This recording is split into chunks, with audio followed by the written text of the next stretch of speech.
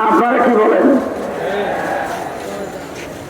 তাদের সাথে আলিম আছে, কাদের সাথে? কথা একটি কথা বলে শেষ করতে চাই। বাংলাদেশে হাসপাতাল আছে না নাই? হাসপাতালে কি নার্স আছে?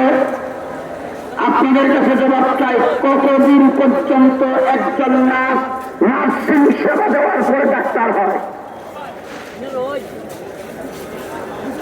বলেন বলেন, কতদিন পর্যন্ত একজন নার্স নার্সিং সেবা দিতে পারলে ডাক্তার হয়? 50,000 বছর যদি একজন নার্স নার্সিং সেবা দেয়, সেদিন ডাক্তার হয় না। ইঞ্জিনিয়ার হোক, ডাক্তার হোক, প্রফেসর হোক, ব্যারিস্টার হোক, লক্ষ বছর চিল্লা দিয়ে আলেম হবে না, আলেম হবে না।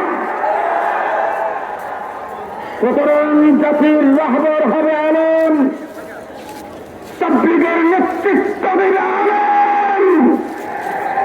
আলেমের বাহিরে কেউ যদি ডাক্তার হয়ে চিকিৎসা করতে চায়, বাংলার মানুষ তা গ্রহণ করবে না।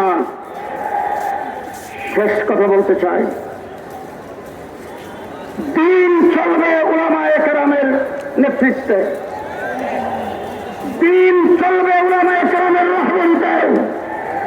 পরিষ্কার ভাষায় বলতে চাই, বর্তমান অন্তর্বর্তীকালীন সরকার, প্রশাসন, সামনে নির্বাচিত সরকার আসবে, দুনিয়া চলবে আপনাদের ইশারায়, দিন চলবে আলেমদের ইশারায়। দৃষ্টান্ত স্বরূপ বলতে চাই, দুইটা পক্ষ ঝগড়া হয়েছে, ঝগড়ার পরে একজন মারা গেছে, একজনের হাত পা ভেঙে গেছে। এটার বিচার করবে মসজিদুল ইমাম, মুফতি সাহেব, মাদ্রাসার মোহতামিম। কে করবে? সরকার, প্রশাসন। কোন এক ব্যক্তি বেগমের সাথে ঝগড়া করে বউ তালাক দিয়ে ফেলেছেন, এই তালাকের ফতোয়া দিবে চেয়ারম্যান, মেম্বার, ইসি সাহেব, এমপি। পরিষ্কার ভাষায় বলতে চাই, ভালো করে মনে দেখেন, দিন উলামায়ে কেরামের জিম্মা, দুনিয়া আপনাদের জিম্মা। নির্বাচন সুষ্ঠুভাবে করেন, রাস্তাঘাটের কাজ করেন, উন্নয়ন করেন, এইগুলি আপনাদের জিম্মা। চুরি ডাকাতির থেকে মানুষের জান-মাল হেফাজত করেন, আপনাদের জিম্মা। দিন উলামায়ে কেরামের জিম্মা।